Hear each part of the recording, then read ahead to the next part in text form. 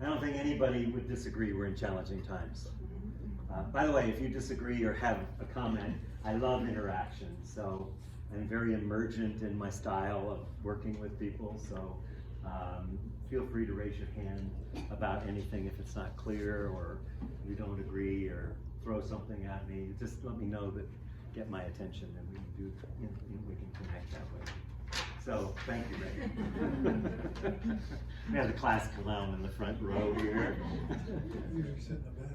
So yes, we are in challenging times, and when you look at all the issues right now, I want to create a bigger context for this work that we're doing here tonight. So if you look at all the issues, the big issues, whether it's climate change, racism, war, political unrest, economic upheaval, you know, I could go on and on and on about all the things that are happening. So it's kind of scary moving out into, we don't know what the future is. I work with so many young people that they're kind of like, well, what's the point?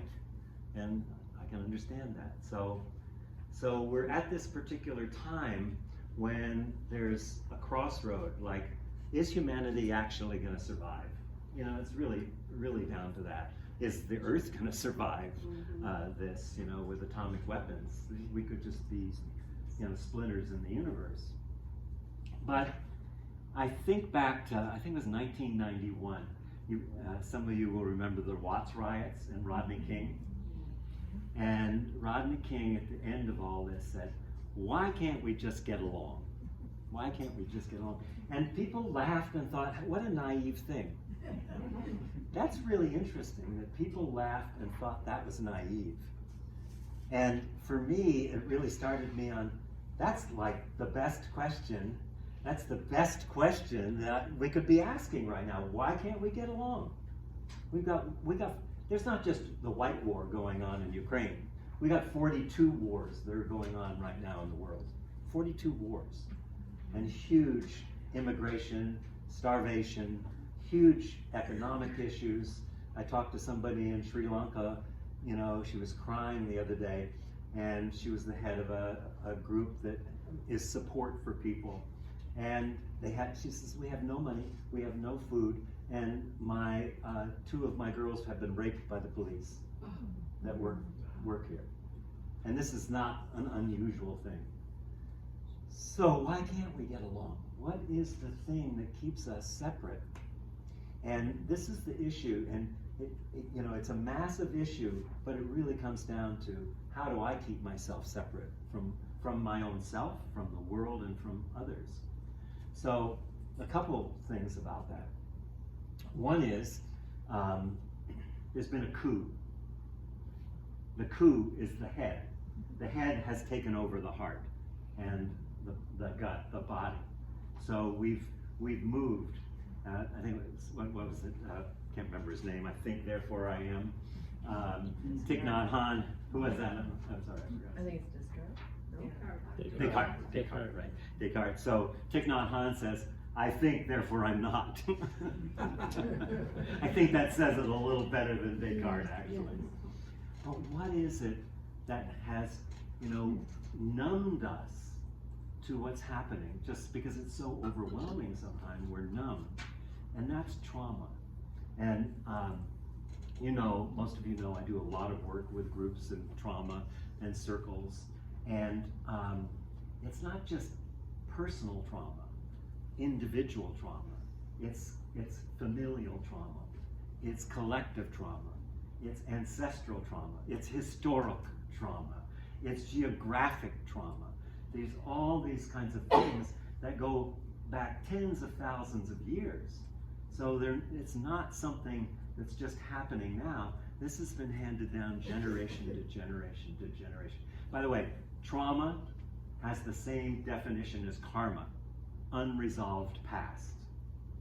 So, you know, if trauma is like, well, I don't have any trauma, that's a little naive, but you know, you might not feel you have any trauma, but we are all traumatized. What happens when there's trauma in our life? Whether it's early attachment trauma, where I didn't get felt, I didn't get seen, I didn't get heard, I didn't get held, I didn't get protected, I didn't get what I needed to evolve as a child into an adult. And every time I didn't get those things that I needed, a part of myself fragments off and gets lodged in the body. So the nervous system has been evolving for hundreds of thousands of years. And it's, one of the things about this work that I really try to get people to get is, it's not a brokenness trauma. It's not that something's wrong. It's not a pathology. It's actually an intelligence. It's an amazing intelligence. So when we shift our focus from that something's wrong, I need to fix something, I need to get something better, I need to do more, I need to do better, I need to do different, right? Those are the things we know, so we do those things over and over and over again, expecting different results. But the reality is that, sorry, someone walked in and I just got a little distracted, so I have to bring myself back here fully. So trauma is not the thing that happened to us or happened to our parents or happened to our ancestors. It's what happened inside of us when we had an overwhelming experience. So that overwhelming experience, it comes over us like a tidal wave, and the nervous system says, uh-oh, red flag, off, turn off. So the nervous system automatically fragments, dissociates. It like takes that experience and the fear and the overwhelm and all that happens in that huge overwhelm that's happened. And if you're a child and a monster comes, your parent, and comes, and that's really scary when you don't understand why you're not getting the love you need, you're getting the support you need. So it fragments off, it dissociates. That means that a part of our energy gets lodged in our body. So much of the tension that we have in our body, the pain that we have in our body, the numbness that we have in our body, that is a residue of trauma. And so we all have that. It's been normalized. And so what we do is we leave our body and we leave our emotional field. So now I want to be intimate with somebody, but I'm not really here. A large part of me has been suppressed, has been numbed, has been pushed away. So how can I be intimate when I can't actually be with you? What does that mean to be with you?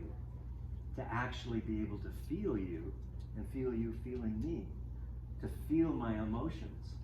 So our way of relating, T.S. Eliot has a wonderful line. He says, putting on a face to meet the faces that we meet. That's what we do. We put a face on to meet the faces. How are you? I'm fine. How are you? Goodbye. What was that? It's like if I took a picture of you and then I started talking to the picture, because it's 2D. If I can't feel you in my emotional field or physically in my body, then I've numbed myself to the degree that this overwhelming wave of terror that happened, I'm protecting myself. So it's an intelligence that is protecting me. But it's become like there's cracks in the window that we're looking through, broken cracks, and we just kind of, Photoshop those. My teacher Thomas Hubel says, we Photoshop the world. So it looks, oh, it's fine, everything's fine. Sure. Well, yeah, there's a war and here and there, and there's poverty, and people are dying, but it's just normal. Why can't we just get along? Why can't we just get along? It's because we're not fully here to get along. Because there are barriers to our ability to feel each other. So a lot of people thought when I said intimacy, oh, I'll get to be better in bed. No, that's not what I'm talking about. It might happen because when I'm fully there, and I'm fully present, and I begin to actually say, well, am I available? Am I here? And I'm feeling my body, I'm feeling my emotions, and I come here and I feel, oh, this person's actually available for me to connect with, that can be very erotic and exciting. It brings eros. When something is new, when you see, you're together and you're like, oh, this is really interesting. That wasn't what this was about, but it will certainly help that. But what we're looking at here is, how can I be more present or presencing? So when I look at the word relationship, what is relationship? It's a noun, right? What is a noun? A person, place, or thing, Mrs. Jones. Didn't you say that in 4th grade or whatever? Yeah, it's a person, place, or thing. How do I know it's a person, place, or thing? I know from the past. So when I call my relationship a relationship, my relationship with my partner, with my mother, with my friend, when I say that's my relationship, all I'm talking about is what's gone before. But where's the possibility in that? Where's the curiosity? Where's the sense of wonder? Where's something going to be, I'm gonna, be amazed by you. So in this work that we're doing is really to try to deepen our sense of being embodied, to feel our body. And this work is not about trying to get rid of anything. This is another issue that happens, well, I have this habit. We're going to talk about habits later, but I have this habit that, I always get into a fight over this thing with my partner, or they have a habit, and this habit just keeps going on and on and on. So then I say, okay, I'm going to get rid of this habit. Or we say, yeah, I had trauma and I have a dysfunction. What's a dysfunction? A dysfunction is something that's serving an intelligent function that you haven't figured out yet what that function is. That's what a dysfunction is. Because everything is functioning according to how your body works, how your emotions work. So we're going to do a meditation in a little while just to begin to get into this and to begin. But what I'm trying to say is that if we want to have intimacy, not just with our friends and our partners and our relations, but intimacy with the people that we don't agree with. Now that stretches it a little further, coming back to why can't we just get along? Because we're othering all the time. Those people, if they would just get it right, them, those, who I'm talking about, those people. And so, what if I could actually be with people that I disagreed with, that I had a different perspective, a different point of view, a different world view, and yet I could feel connected to them. I could feel them. I can feel, yes, they're really upset about this, they're angry about it. I can feel the anger in me. Because, we think, oh, you're out here and I'm over here, right? And there are those people that are really out there, but really, in a much more real sense, yeah, your body's out here, but for me or for you to know one of us, it's you only really know people in your own nervous system. So you live in my nervous system right now. When I connect with you, you show it up in my nervous system. And the circumference of my capacity is directly related to my ability to feel my body and my emotions. Does that make sense what I'm saying? So, say it again. Yeah. The circumference of my ability to know you is equal to my ability to be in my body and in my emotions. So the more I'm here, then the more I can be there. But the less I'm here, the less I'm here. So again, I have this picture of you. I might as well talk to the picture, because if a 2D representation is just as good as a 2D representation in life where we're not here together. So I could just have a conversation with you and project all the same things I'll project on your picture that I would on you. But I don't think that's what we want.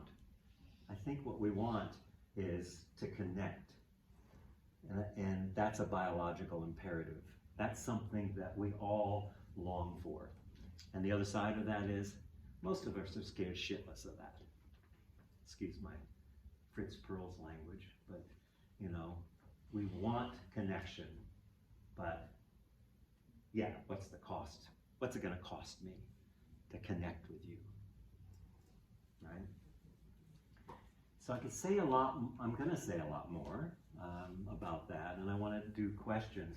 But before I do that, I wanna do a particular kind of meditation that we do in the trauma circles, that I do with our teacher, Thomas Hubel. Are there any other Thomas Hubel students here? Yeah, good.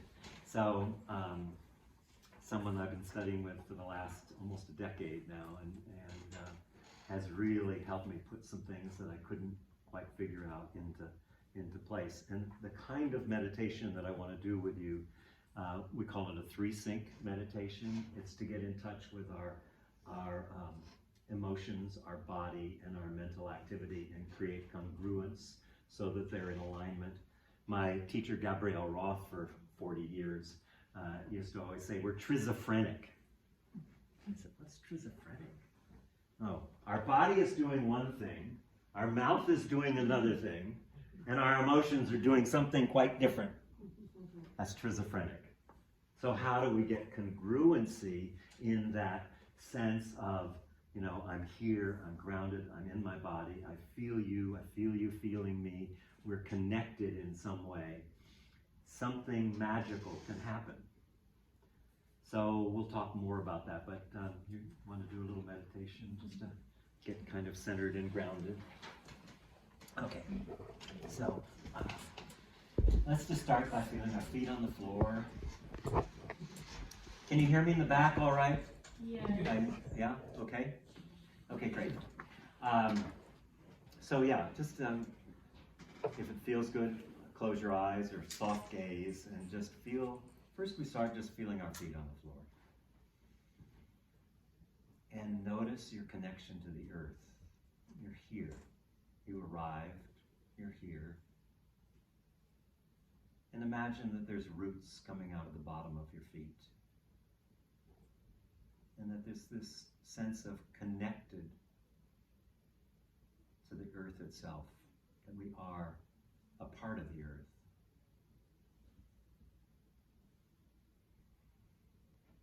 And then bringing your awareness to your dantian, your just below the navel a couple inches, your moving center, hara. And just breathe into that.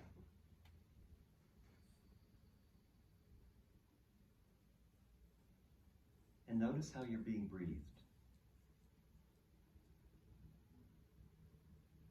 Just notice the breath.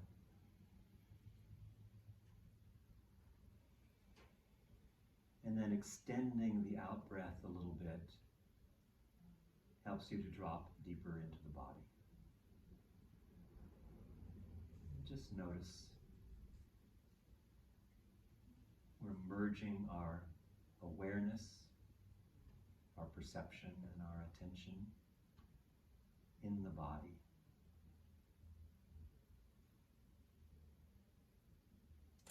And before I even start the meditation, I want to bring us back to our early data collection. So I said, meet someone new. So everyone had a different experience of that, I'm sure. Some people said, no way. Some people were eager about it. But just notice what happened. First of all, remembering who it was you met.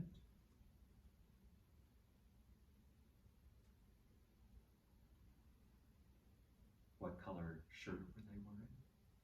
What color were their eyes or hair? What was the feeling you had when you met that person? Could you feel them in your body?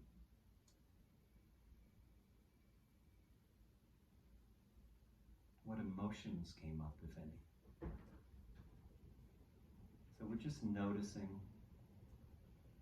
what happened in that interchange.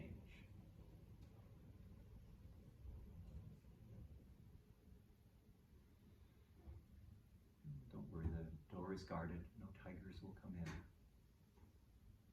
But just notice, how available were you when you introduced yourself or didn't?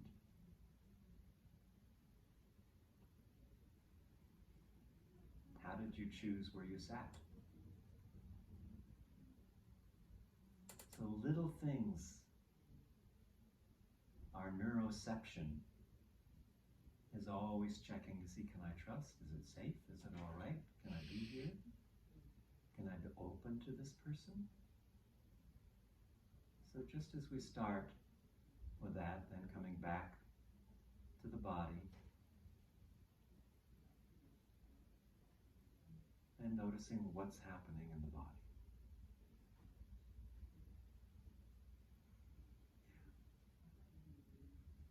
And you'll notice that, first of all, there's perhaps some spaciousness as we've started to sit, maybe feeling a little more spacious, or maybe a little more cramped inside in that inner space.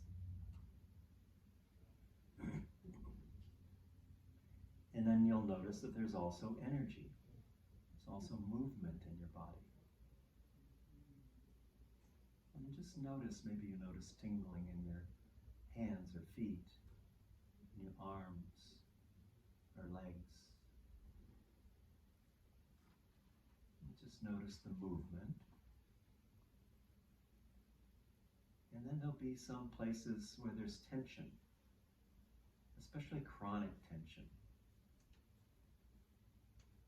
And just checking places in the body where we're not trying to get rid of it, we're just trying to say, yes, oh, there's some tension in my lower back, or my right knee, or my neck.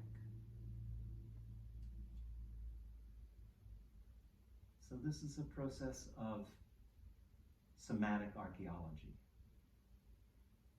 We're really exploring the interiority of our body. And so there's tension, which is often a sign of trauma. And then there's places that I can't really feel very well. For some of us, our entire body is that way. Unless it's pain, I don't feel it. But there's numbness. There's places that are numb. Maybe around my heart, maybe in my throat, maybe in my hands. We're just exploring the body, finding tension or numbness, or perhaps there's some pain.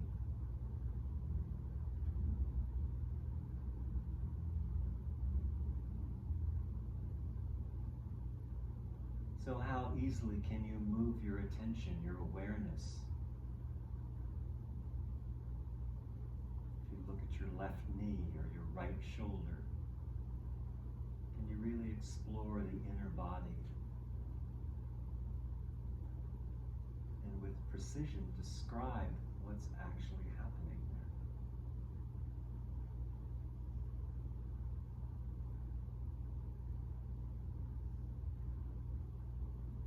Feeling the movement. When we meet people, it's energy meeting energy, movement meeting movement. And then within the body, there's the emotions. Just notice what emotion is present right now. Can you feel or sense an emotion? Maybe fear, maybe love, anger, joy, sadness, grief, shame. What's present for you in the emotional field, and can you locate it in your body?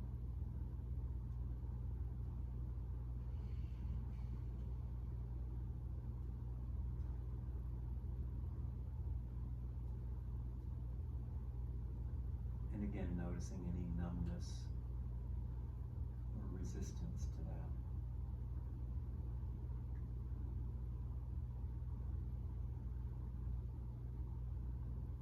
then moving our attention to the mind, to the chat room. Maybe it feels still, having done a little meditation, grounding. Maybe it's busy, grasping, wondering when we get to the point, strategizing, memorizing, or just in touch with that larger eternal stillness that's always there. Presence is always here. Mostly we're not.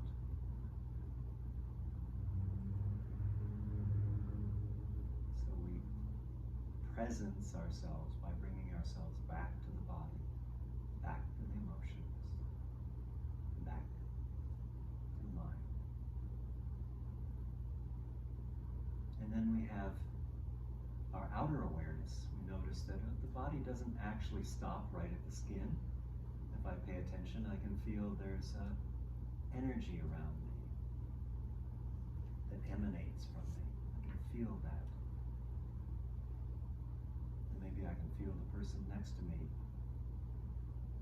So I feel my energy feeling someone else's energy. Interesting. Maybe I can expand that to feel the group, the people who are here around me.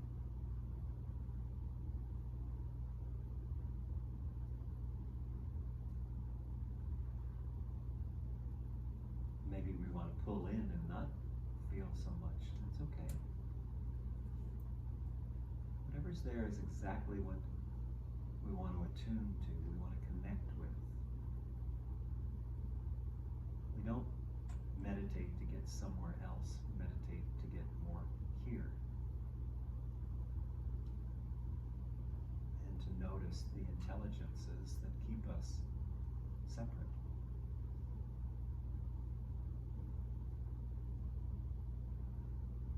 So we have the external, exteroception, and the interoception. They're both playing on the same screen. But these are the tools of connection and intimacy. So coming back into the inner world for just a moment.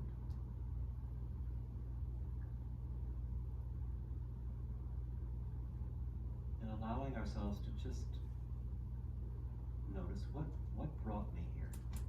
What was it that called to me here? What did I want to get from this evening, coming out on my Sunday evening?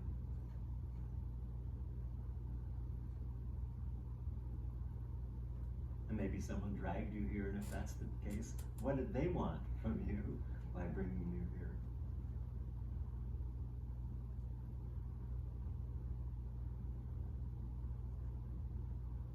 And what questions about what I've already said do you have? I really want to explore and make this a very personal experience.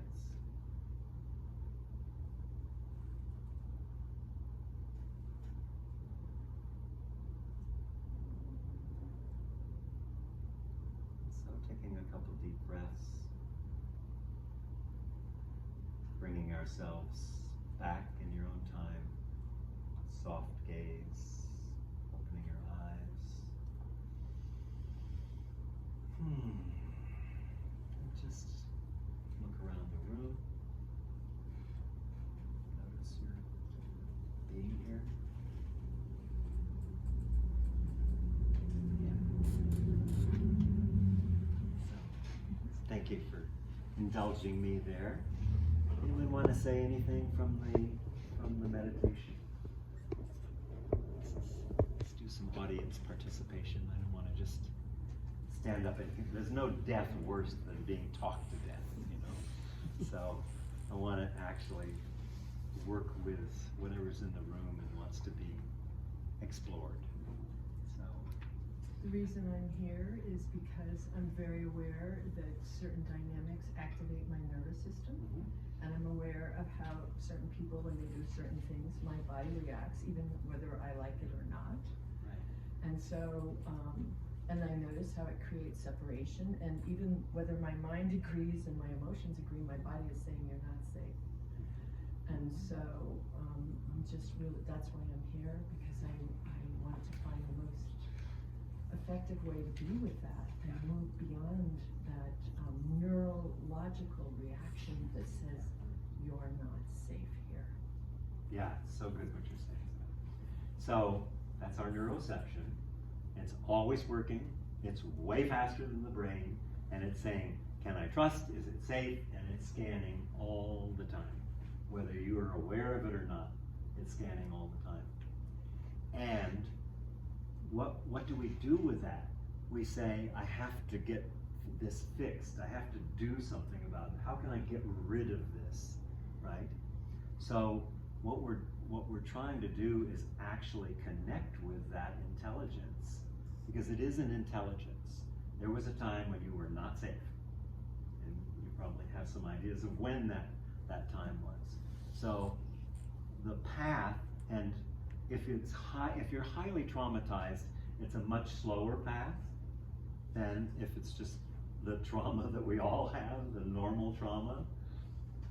But what's important is to be able to say, yes, I feel that, and fully feel it in our body, and bring precision to my awareness. So when I say I'm scared, to really look and say, well, what does that mean in my body? What's happening when that's happening? Because the more precise I can be about that, and I can allow it to be. So when I have a fear reaction like that comes up and like this, and I want to get rid of it, like I want it to go away because I want to be with this person, right? So I want to push it away. But what we have to realize is that what that represents in you is an abandoned part of my essence, of myself, that has, in the overwhelm, the intelligence of my nervous system shut down and said, don't go there. Anyone who looks like that, anyone who smells like that, anyone that reminds me of that, I don't want to go there. And so we try to push it down, right? And we try to overcome it. But what we're doing when we do that is we're taking a part that has been abandoned, dissociated and abandoned, because that's what saved us when we needed that. So we take that part that was dissociated, abandoned, and then we say, I don't want that. What are we doing? We're abandoning our abandoned parts. So, and then the nervous says, not here. I'm raising the tempo on you. I'm raising the temperature here. Because I'm abandoning what I've abandoned already for my safety. So what there is to do is slowly, it's called titration, titration from chemistry. You take a bottle and you pour a little bit in, and it didn't blow up. I pour a little more in, and I pour a little more in. So that's the healing path of that. That's how we begin to heal. The other part of that that's really important is we were traumatized, or our system shut down in relationship with others, right? Very seldom. There's shock trauma, there's other things. There's also ancestral trauma that's been handed down. There's all kinds of trauma. But for the most part, our trauma came when we were in relationship with someone else. So where's the best place to heal your trauma? In relationship with other people. That's why I do circles almost exclusively in the work. And we have, circles, we'll start new circles in September again. But so that when I'm in relationship with others and they tell their story about what came up, and you go, oh my God, I had just that same thing. And it becomes something that I no longer have to hide or be afraid of, but I can actually begin to really honor the intelligence of that shutting down. And so that's the path there. But like I said, it's a, it's a slow path. And we do groups 12 to 18 people where we really get a lot of, a lot of it is about attuning each other. We work in trios, triads together. And so it's not the whole group, and then we come back into the group. So much of the work is just being able to tell our story about where we felt not seen, not heard, not felt, and then the bigger issues where there was inappropriate relationships with us. There was a transgression, that we were molested or raped or beaten, or many of us have had some pretty severe things happen. But there's an intelligence in the body that wants to heal. We just have to allow ourselves to feel the feelings and the experiences within ourselves so that the body can do the healing that it wants to do. We evolved to connect. Mammals are born to connect. We're not turtles. If you were a turtle, mom would come, there's the eggs, off she goes on another date, probably get pregnant again, and here's all these eggs in the sand. And then, all of a sudden, I don't know if you've ever been with turtles, it's pretty wonderful. Anybody here ever worked with turtles when they're being hatched? It's so amazing. They're just popping up everywhere. And several times when I've been in Mexico and other places, taking and running the turtles down and putting them in the water, because like 1 in 10,000 actually lives. That's the life of a turtle. That's not the life of a mammal. A mammal has to be, nourished, nurtured, fed, protected, seen, felt, guided, all of these things. But most of us didn't get the best of that. And if we did get the best of that, we often have other things that happen along the way or happened in our ancestors. So the practice, the real practice is bringing myself back in the relationship to others. Now, one of the things about meditation, I've been meditating for almost 60 years, Jesus. I danced last weekend. I came in, I danced, it was my birthday last weekend, and I did a 5 rhythms dance for 3 days, and I was like, really, it was Gabrielle's daughter that was teaching, and Gabrielle, who I love, who's always kind of with me, was in the room. It was just so precious. And I came back in Monday morning and I said, wow, I danced for 3 days. Friday was my birthday. I turned 58. And everybody said, what? I went, oh, no, 78. So, I don't know why I just told that story, actually. If there was a point, you'll have to tell me what it was. I go off sometimes, sorry about that. But the issue is that how can I say yes to wherever I am? A gentle, loving yes to myself. Oh, I know where I was going with it. Meditation.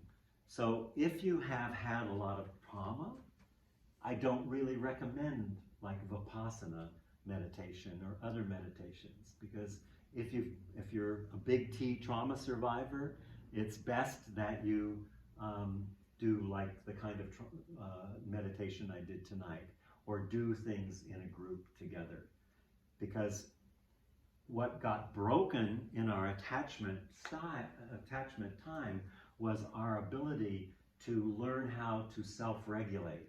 We learn how to self-regulate, but first we have to co-regulate, because that's what mammals do. We co-regulate. If you didn't get someone to co-regulate, if you had a raging father and a numb mother or something, then you probably spent a lot of your time adapting by taking care of the wounded parent or your parents, or being the good one or the smart one, or whatever your strategy was to get the love that you didn't get, that you needed early on. Does that make sense, what I'm saying? Yeah? Yeah. Great question, Savannah. Thank you. Yeah, beautiful. Other questions? I like just working with what's real and alive as opposed to blah, blah, blah. Yeah. Can we have the fan on? Yes, we can have the fan on, and I'm going to turn. That was in the back of my mind. I'm going to turn the air conditioning up too. It's what? Just even this. Fan on. There we go. And this one here.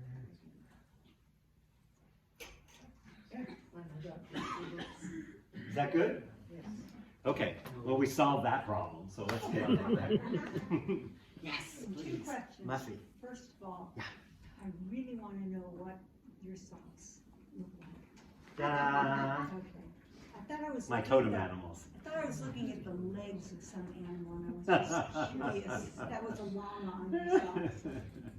We're into good socks around here. The second question. The second question. Yeah, I'm curious what you said about meditation. Mhm. I know, having worked with Thomas for like 6 years, and I know part of what he asks of us is to commit to meditation like an Right. hour a day. Right. And I'm quite certain that many of us, as a group of 150 people that have been working with him, have had the big T trauma, although maybe I don't know exactly what you mean by it. And It's a wide range. yeah, it is.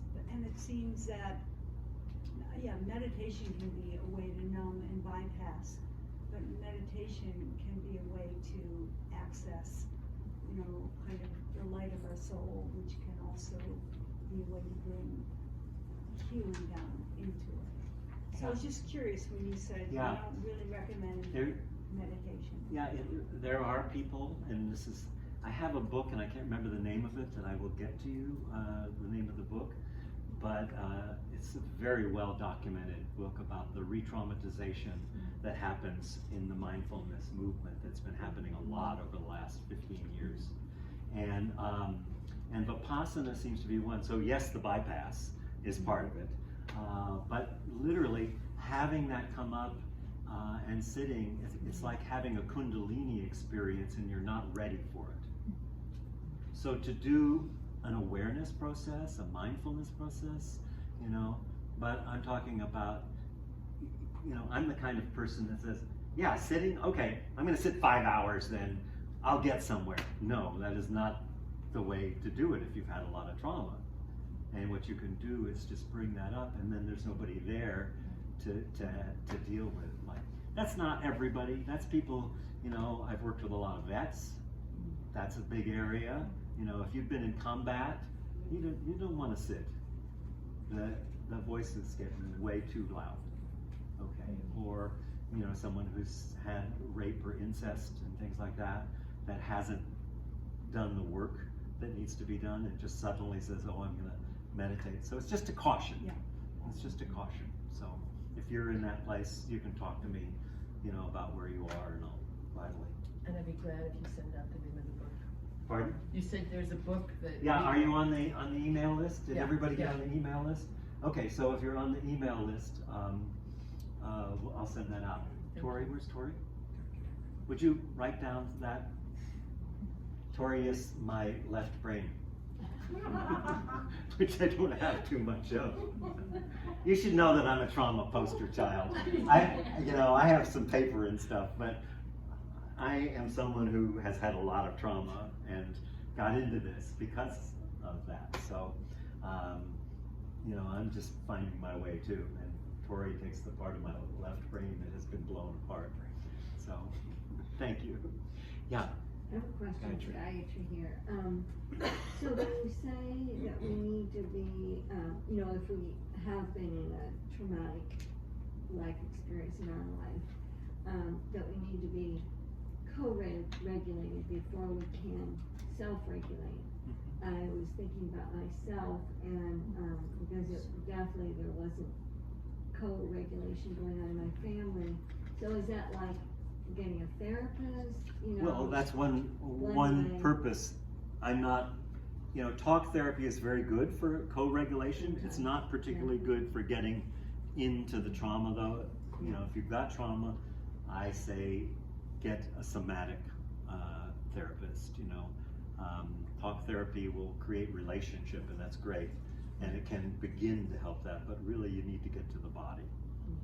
Yeah, that's great. So what does that look like? What does somatic? Yeah. Oh, well, you just did a somatic meditation.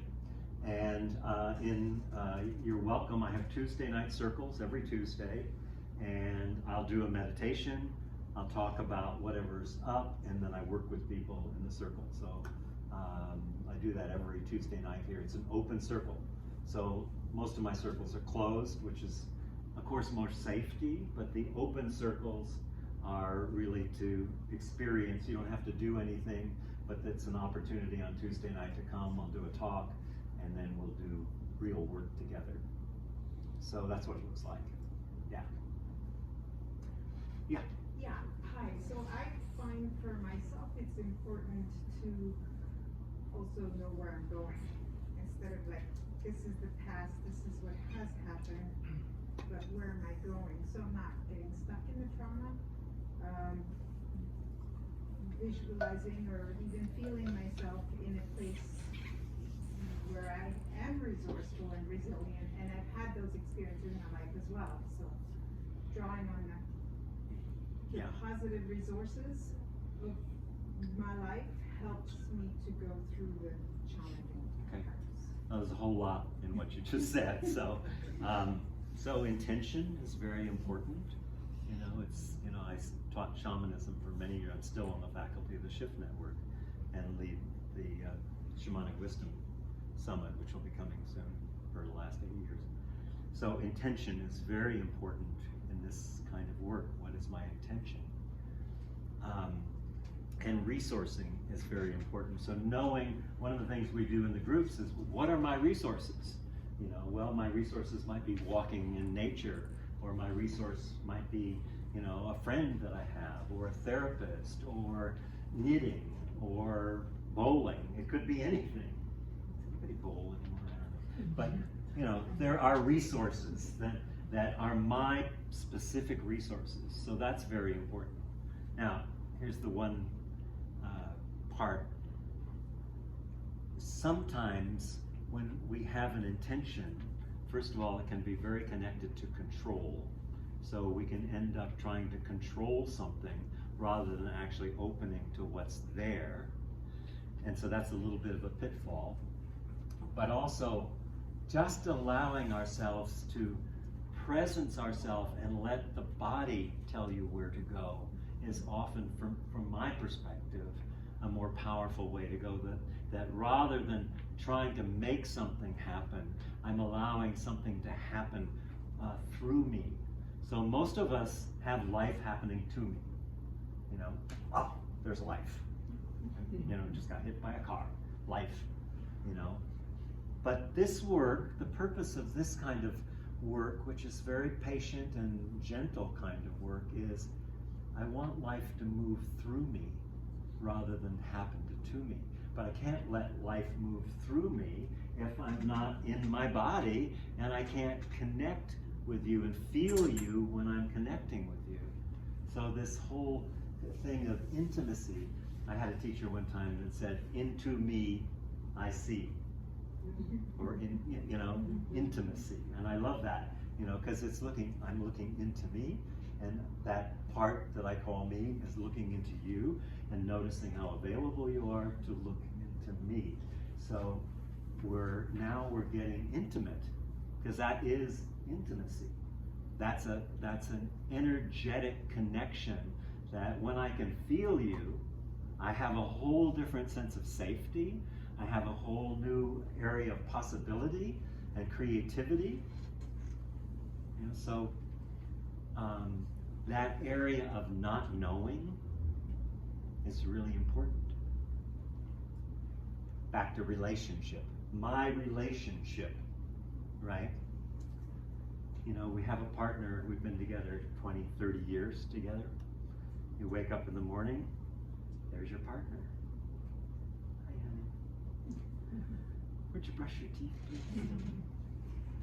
Much, right? And we kind of start our day that way. Or just, oh yeah, I know my partner. Here's my partner. I know my partner. But what if we woke up in the morning and went, whoa, who is this person? What amazing things are going to happen today. I can't even imagine. I am going to spend the rest of my life finding out who you are, and I know I don't know who you are. So who are you today? Tell me. Let's go do something together that we've never done before. You want Eros? This is what brings Eros. Fire, right? Passion, mystery, the unknown, you know. But relationship is like, oh, hi, you know.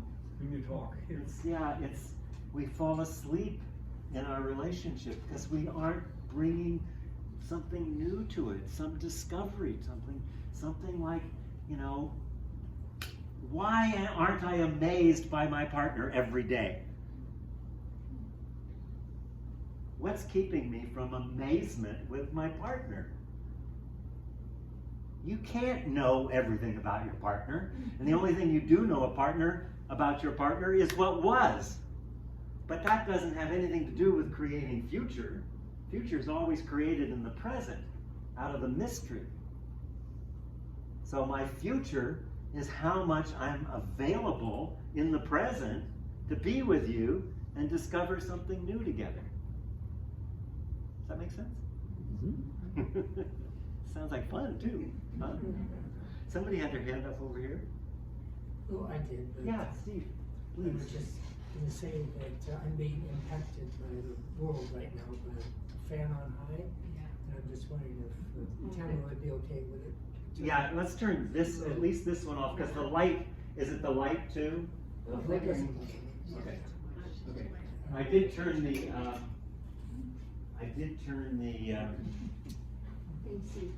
AC, thank you. I did turn the AC up a little bit. If it's too cold, we got blankets too. We got something for everyone, Steve. And there's ice cream across the street. Okay. Thank you. Yeah. So more questions. I like this. This is good. Like the questions that you really have that are really important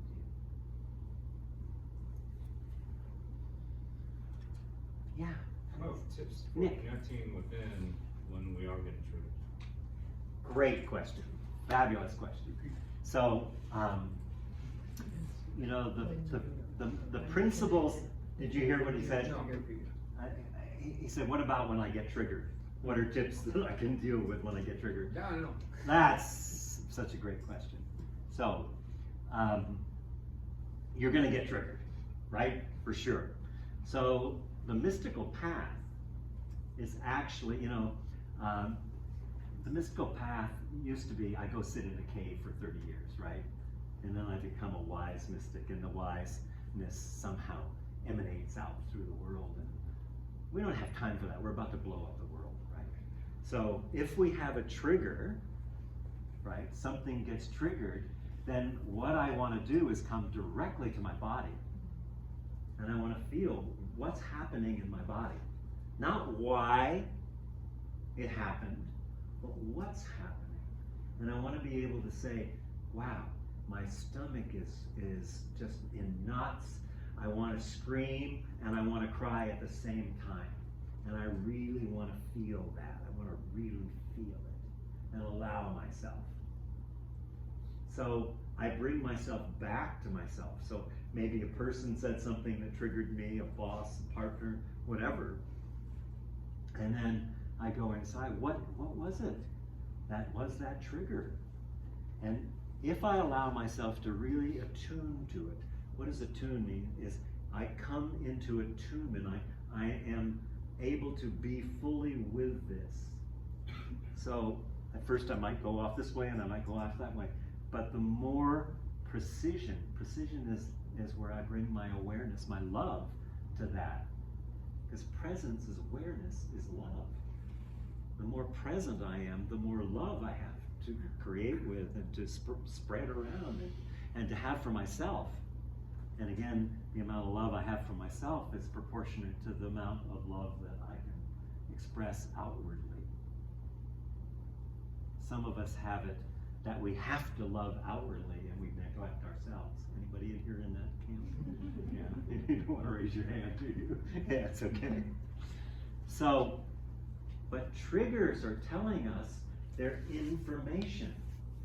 And that information is really important because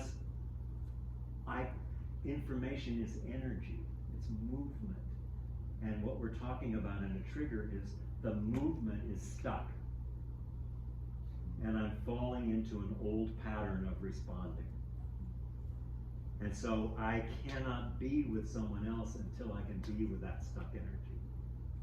And I may have to remove myself from a relationship for a little while to do that, to sit and say, what is it that's happening? Particularly the triggers that happen over and over and over and over. You know, in relationships we have certain, you never do this. You know? Yeah, well, why? What's missing in the communication that I have to say you never do this? Why didn't I hear that when you said it the first time? Because I'm not connected. I'm not connected physically or emotionally to the other person. So I have to come back and find out the part that needs awareness. Awareness is the love I give to myself when I'm triggered. And we notice that the triggers are often very old. Right? Yeah. Yeah, Steve. And you can't do that in the moment if you react in the way to defend. No, you can very much do it in the moment. The reaction is what's happening in the moment. So I'm with my reaction. The more I can attune myself to, I am reacting right now. Now, later on, we can go and sit with that. But what I want to do when I'm triggered, when I'm actually triggered, is to fully feel it. And in all of its, in the mental, the physical, and the emotional aspects of it. So, yeah, go ahead. Well, my point was to be able to do that, you can't necessarily react in a way to try to defend your ego by Sure you can. lashing out Sure at you your can. partner. And what you're aware of is, oh, I'm defending my ego right now. I'm being defensive. But that's what you're doing. So you want to be very precise of what's happening in that moment and allow yourself to feel that. So Yeah. you have to have that presence of mind. To be Well, able that's to- that's the practice of presencing myself, is bringing myself back into an aware state. When I get triggered, but every trigger I have is an opportunity for evolutionary growth. You know? So if I can actually attune to it and break through the stuck energy in the pattern or the habit. So what's a habit? We have habits, right? So habits are crystallized structures. Structures in our nervous system that have been built. And we need structures, right? We had to have a structure to walk. If you didn't have structures to walk, no one would leave this room. We'd all be sitting here. So we have structures. But habits are those structures that we would rather not have because they get us into trouble a lot, but we don't know what to do with it. So then we attune ourselves to what happens when I get triggered. And what you'll almost always find is that this has been going on for a very long time. And if you allow yourself to be with that trigger, eventually we'll be able to connect to the earlier issues of it. And you'll see that habit was created and reinforced as an intelligence of my nervous system to protect me because I was scared, I was lost, I was afraid, something happened in me. And so I think that's the most important thing about what's happening in this field of trauma work and therapy, is to recognize that all of these things are intelligences. They're not things to get rid of. They're things to embrace and allow and grow with and learn from. And the practice is on the court. And in a few minutes, I'm going to have you get together and we'll take a look at an area, but you know, we want to look at these as, oh, a trigger, wow, oh, a difficult time, oh, a hard thing, oh, I'm stressed. All of those things are grist for the mill. What does stress mean? I hear so often, it's almost like a competition these days. I'm so stressed, Karen. And Karen will say, me too, I'm so stressed. I bet I'm more stressed than you. And it's like a competition on, well, what is stress? What is stress? Is it a feeling of pressure from the outside? Or inside it could be as well, but a feeling, for me, it's like too many things are coming at me. Mm-hmm. Too much is happening to me. I feel like I have to really contract myself to be able to negotiate or navigate. Yeah, usually you don't feel like that, you just are contracting.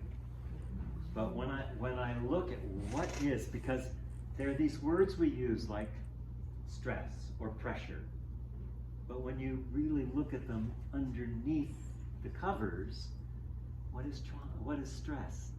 Stress is that my current capacity is insufficient to meet the challenges that I'm facing right now. My current capacity. So it's an issue of capacity. How do I increase my capacity? By doing this kind of work. I increase my capacity. Then my reaction time, and that's a really important aspect. You know, I mean, when I used to get angry, I'd be angry for weeks, you know. Now it's like maybe 5 seconds, you know, because you have cultivated a response ability, an ability to respond to the triggers that are your teachers. So our triggers are really our teachers. And so when these things come up, yes, it feels like it's all coming from the outside, but it's all happening right in here. It's all happening in your nervous system, in your physical sensations, emotional sensations, and your memory. I think we could probably turn off the fan. A lot of people are cold. Yeah? Okay. Okay. Tori, would you do that? Thanks. Okay, good. What else? I like being able to dig into things. I've got a follow-up to what somebody was asking. So I'm triggered, I'm present, I get it, my head's coming off, my heart is pounding, blood is coursing through, I'm totally aware of it. And I don't really want to destroy my relationship with you. So for me, this is where the cutting edge is. I'm in this situation, I'm completely aware, like right now my cheeks are turning red, even asking the question. And so, what do I do now? I perceive that you, Michael, are the cause of my upset. Now, some part of my brain, beyond the reptile, might be aware that it's my old conditioning and I might not take it out on you, but I might. So, I really have the question, I'm super aware that I'm activated. What do I do now? Because I'm in the situation right now and I'm with you and I care about you.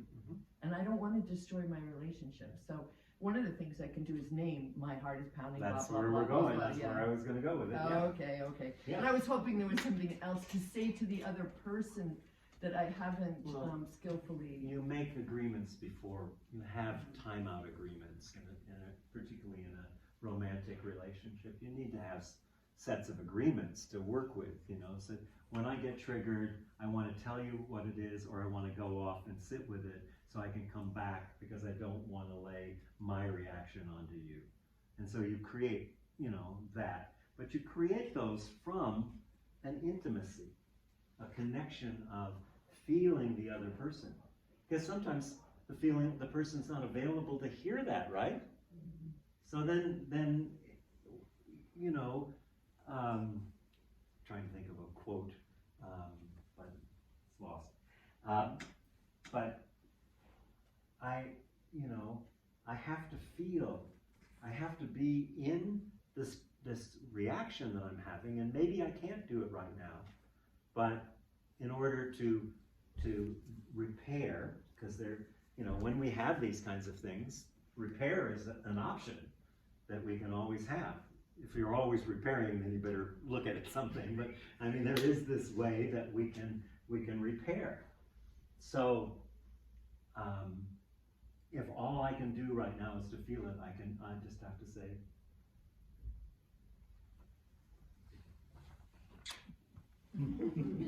you know, I have to get away. And I think we all have those kinds of things that happen in our relationships, right? Yeah, good.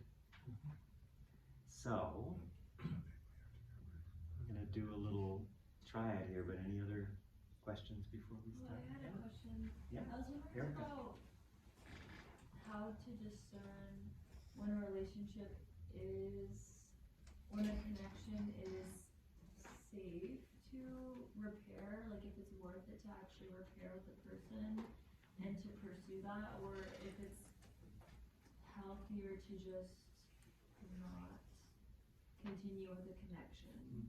Yeah, it's a great question. The problem with the question is it's completely from the head, because your body already knows. So the answer to the question is that I go to my body, and if I've done enough practice, I'll know that if it's a yes, there's a spaciousness that allows for it. If it's a no, there's a contraction. And with trauma, we're always working with contraction, spacious, contraction. That's what we're working with. The more we're able to do that. So the problem is we try to figure it out, and we drive ourselves crazy.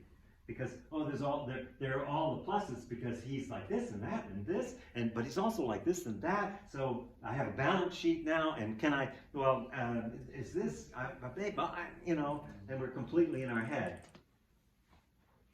But if I feel my body and my emotions, and I really attune, maybe it's a no. Maybe the person I've been trying to stay with for 20 years is actually a no when I really get into my body. And that's hard. If you've been married for 20 or 30 years and suddenly, I realize I haven't been connecting and I've been trying to make things work, and yet my body is saying no. And it shows up in other ways that are almost abusive sometimes in the relationship, because we're not being responsible for what's happening in our body. I'm not saying just go out and say no to your partner, by the way, but it is, the more attuned we are to the body will tell us yes or no. And that's the same thing with safety. As we more and more attune to our physical and emotional self, the more safety is not as much of an issue. For us that have a lot of trauma, it's a huge issue, always going. But the more you notice, I'm walking into the room and I'm saying, am I safe? Can I trust anyone here? I'm going to sit in the back so nobody, can see me. I have these strategies to protect myself. I grab a couple friends, that I know. I make friends so I don't have to deal with the rest of the world. I have all kinds of strategies. And then we learn those strategies. Yeah. It's kind of a reverse thing. Is there a way to connect with somebody who isn't really emotionally available, or who doesn't know how to connect with their own emotional situation, their own There is to a degree, but if someone can't feel you feeling them, then they just can't feel you feeling them. But you can let's put it in a little bit different way of looking at that question. What if there's somebody I really disagree with about something major, politics or life or climate change or COVID or something like that? I can very much attune to them and be present and have a connection with them even though I disagree with them. And this is a really important part of this work. Because for me, this work is about evolving as a species. Each one of us is contributing to the evolution of a new human being. And that's, to me, what's exciting about it, and why I do this work. Yeah. Thank you. That is sort of the situation. So it's something Yeah. I care deeply about, but it's hard to connect. Yeah, and you may have to care deeply without having to connect. I mean, lots of us, a lot of trauma people who are on a path, a spiritual path, their entire family is like, you know, I don't want to say any political thing, but you know, they're like not like me. My entire family, not like me. But I can connect with love, and I can feel them, and I can feel the angst, and I can even start to understand maybe they have a completely different political view of the world.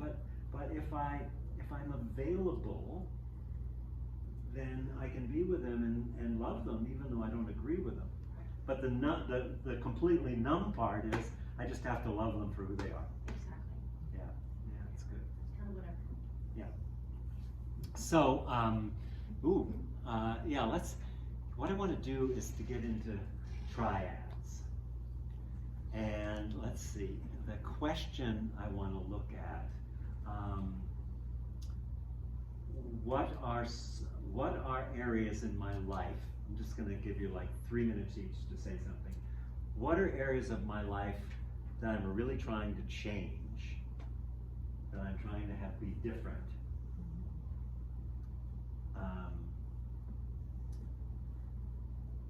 And notice what's the intelligence in that thing that you're wanting to change. And so I'm actually going to give you 3 minutes and then 2 minutes to share with the other person.